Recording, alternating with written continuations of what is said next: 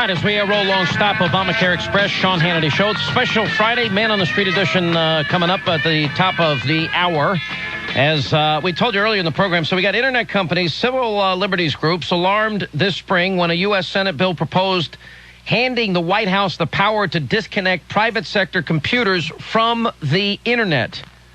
And they're not very happy with the revised version that aides to Senator Jay Rockefeller, West Virginia Democrat, have spent months drafting behind closed doors. CNET News has obtained a copy of the 55-page draft, which still appears to permit the president to seize control of private sector networks during a so-called cybersecurity emergency. So is this something that you need to be concerned about? We have Jay Sekulow with the American Center for Law and Justice joining us here. Jay, how are you? Good to see you.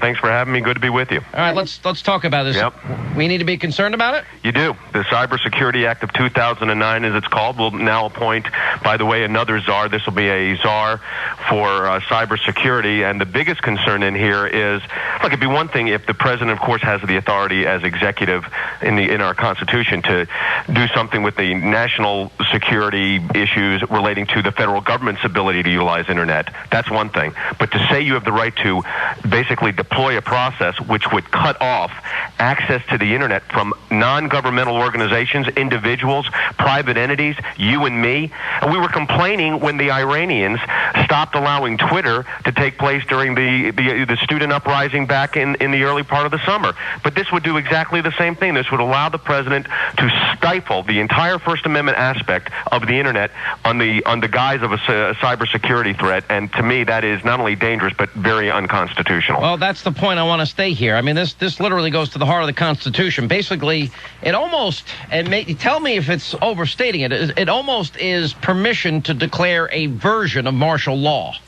Oh, it is martial law, not a version of it. It basically gives the federal government, specifically the president, the authority to shut off an entire level of communication. Now, if you cut the internet off from individuals, let's think about this for a moment, or from news organizations, what does that give you the authority to do? To control just about everything that's going out there, because they already control, let's face it, the FCC already has significant controls over the airwaves, and we know what's coming on that. They're trying to get more. And you look at the new czar for diversity on the FCC and what he's saying about FCC diversity. They say, oh, the fairness doctrine's not coming back, but they're just going to call it something else, and it'll be the same impact. So this is their attempt to get control over the internet. And Sean, one of the things I told one of our senior staff members today that deals with a lot of our internet issues, could you imagine the uproar if this bill was proposed and signed by President Bush, what the groups would be saying? Now, fortunately, the ACLU and others are outraged about this, and that is helping the situation. But could you imagine what the groups on the left, and especially the hard left, would be saying if this was President Bush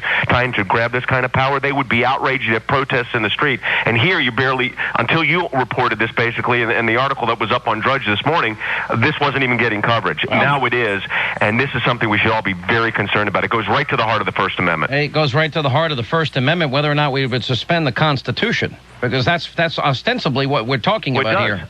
And it does exactly that. It does suspend the Constitution because there's no definition, by the way, of what constitutes a cyber emergency. So the president and his czar make that determination. They disconnect you and me and everybody that's listening to us from the internet and stop the communications. They can also shut down the cell phones. We know that because we saw what happened during like a 9/11 emergency anyways.